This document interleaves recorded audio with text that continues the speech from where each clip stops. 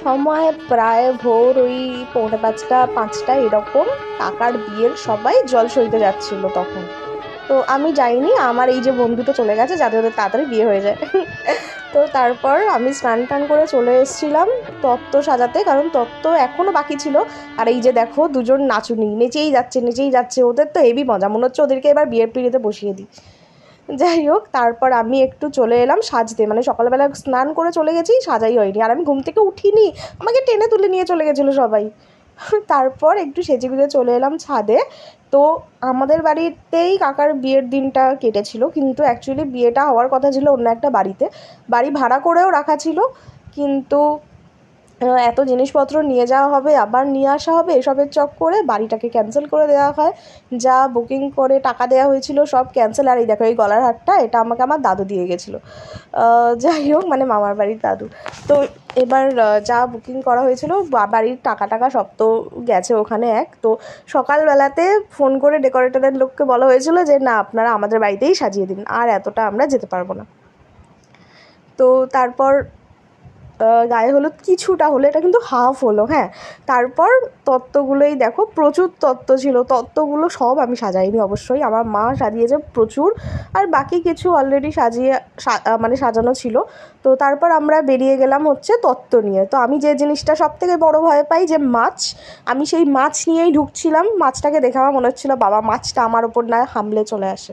আমি মরা মাছে পর্যন্ত হাত দিই না, সেখানে মরা একটা গোটা মাছ।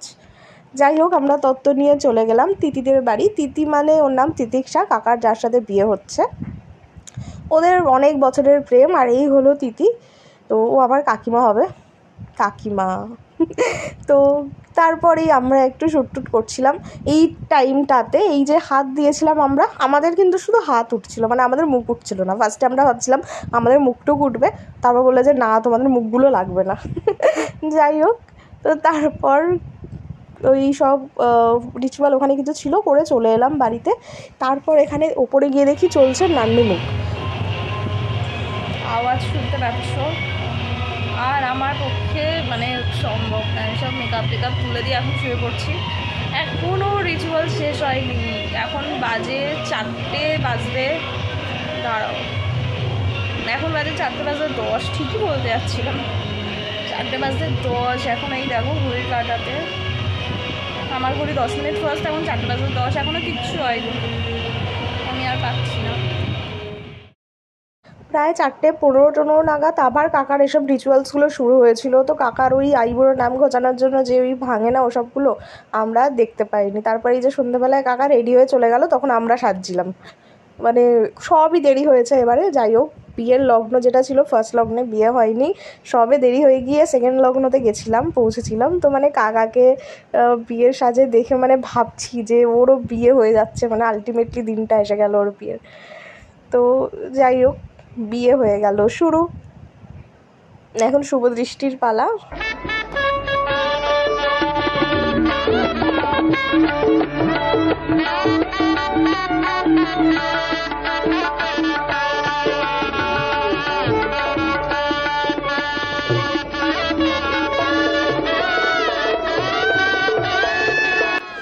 আর এই মালা বদলের পর এরপর হচ্ছে বেস্ট যেটা, যে বর বড় না কোণে বড়। তো ভাই পুরো এই যে দেখো, পুরো কাকাকে ধরে ফার্স্টে তুলে দিয়েছে, দিয়ে তারপর পরে তো নিজে ওই সাইডে গিয়ে বলছে এই আমার এবার কোমরে খুব লাগছে, আমার লেগে গেছে কোমরে। তো আলটিমেটলি তবে যতটা মজা লাগে ততটা ভয়ও লাগে। আমি ভাবছিলাম যে তিতিকে যে তুলে দিয়েছে পিঠেটাকে ধরে, মানে ওর কতটা ভয় লাগছে, শূন্যে ভাসছে পুরো। তবে ওকে হাত তুলতে বলছে, ও তো হাত তুলতেই পারছে না। তো এই জায়গাটা আমার বেশ প্রত্যেকটা বিয়েরই খুব ভালো লাগে, মানে বড় বা কোণে বড়োর জায়গাটা। যাই হোক, তারপর এই যে সব বিয়ের রিচুয়ালসগুলো আমার দেখতেই পাইনি, একটু বেশি ফার্স্ট বিয়ে হয়ে গেছে। যাই হোক, তারপর হয়ে গেল সিঁদুরদান। তো সিঁদুরদানেতে কাকার সিঁদুরটা একটু সাইডে চলে গেছিলো, চুলটা বলছিল এমনভাবে বাঁধা যে যতবারই পড়াচ্ছে ততবার সাইডে চলে যাচ্ছিলো।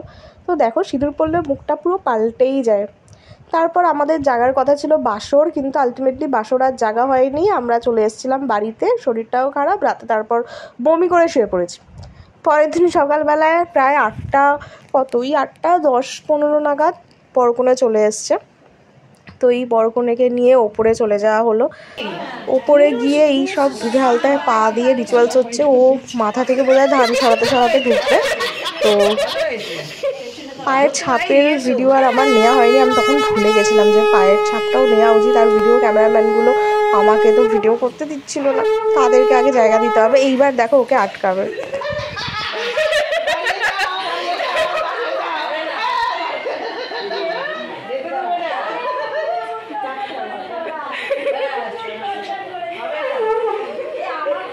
এবার এসবের মাঝে ছবিটি একদম পেছনে পড়ে গেছিলো, মানে ভাইয়ের বউ তাকে আটকাবে, ছবিটি পেছনে পড়ে গেছে, তাড়াতাড়ি চলে এসছে। কি করতে এলো তাড়াতাড়ি করে, না কলসি কোমরে দেবে, কলসিটা কোমরে নিয়ে দাঁড়ালে তো দাঁড়াতে কষ্ট হবে, মানে কি অবস্থা। তো এখন ছবিটি কলসি কোমরে দিয়ে দেবে।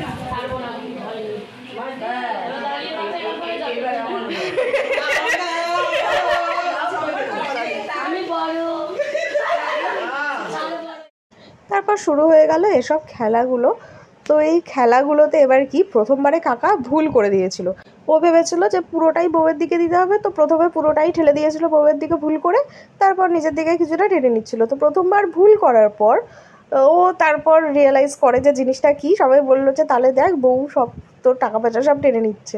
যেই এটা বলা হয়েছে সেকেন্ডবার, এবার দেখো মানে ও তাড়াহুড়ো করে সব নিজের দিকে টেনে নিচ্ছে, মানে যতটা পারছে ও তাড়াহুড়ো করে নিজের দিকে। থার্ডবারটা দেখো আটকে দিয়েছে বউয়ের হাতটা, মানে ও কিচ্ছু নিতে দেবে না, ও সব টেনে নেবে। তো এই একটা রিচুয়ালস হলো ফার্স্ট টাইম।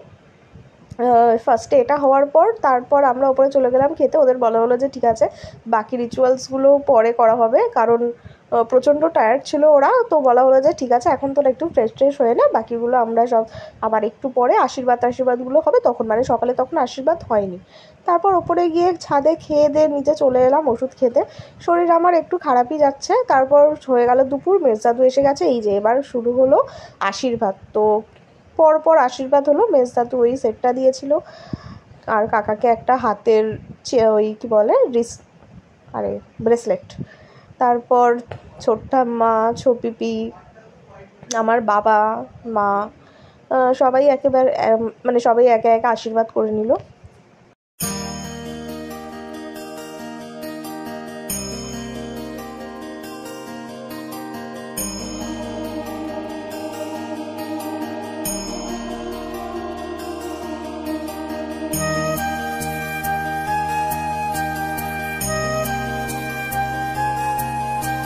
আশীর্বাদের পর এবার কয়েকটা খেলা যেগুলো বাকি ছিল কয়েকটা, সেগুলো এবার হলো।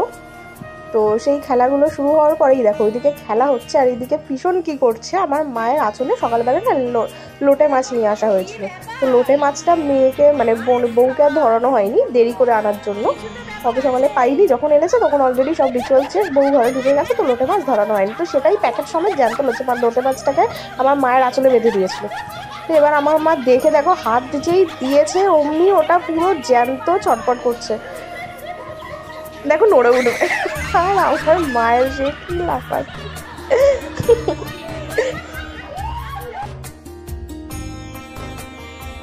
তারপর দুপুরে লাঞ্চ করে আমি একটু বেরিয়েছিলাম ঘুরতে। কোথায় গেছিলাম তোমরা যদি বুঝতে পারো তাহলে অবশ্যই বলো। তারপর বাড়ি এসে আবার বসে গেলাম সবাই মিলে আড্ডা দিতে। তো ভিডিওটা ভালো লাগলে অবশ্যই একটা কমেন্ট করো। রিসেপশনের ব্লগ খুব তাড়াতাড়ি আসবে। Tata, love you.